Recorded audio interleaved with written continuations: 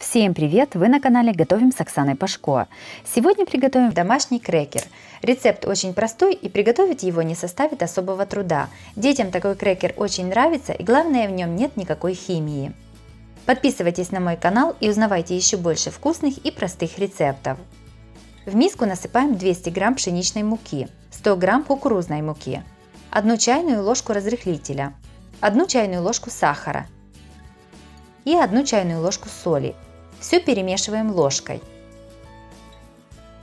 В сухую смесь наливаем 4 столовые ложки подсолнечного масла.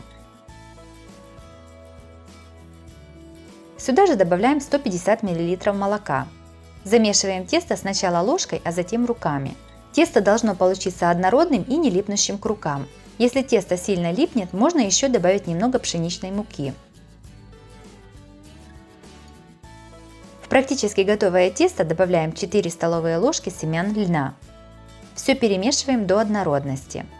Также такой крекер можно приготовить с кунжутными семечками, маком или орехами. Готовое тесто раскатываем как можно тоньше. Толщина теста должна получиться не более 2 мм. Тогда крекер получится вкусным и хрустящим. Еще больше разных рецептов крекеров смотрите в моем плейлисте по ссылке на экране или в описании под видео.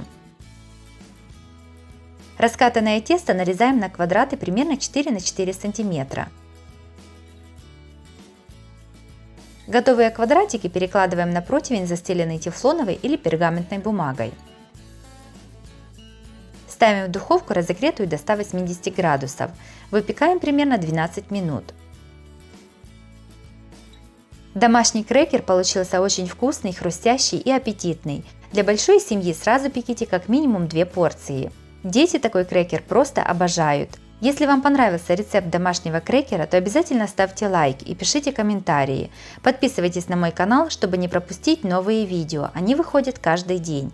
С вами была Оксана Пашко. Готовьте вкусно, готовьте с удовольствием.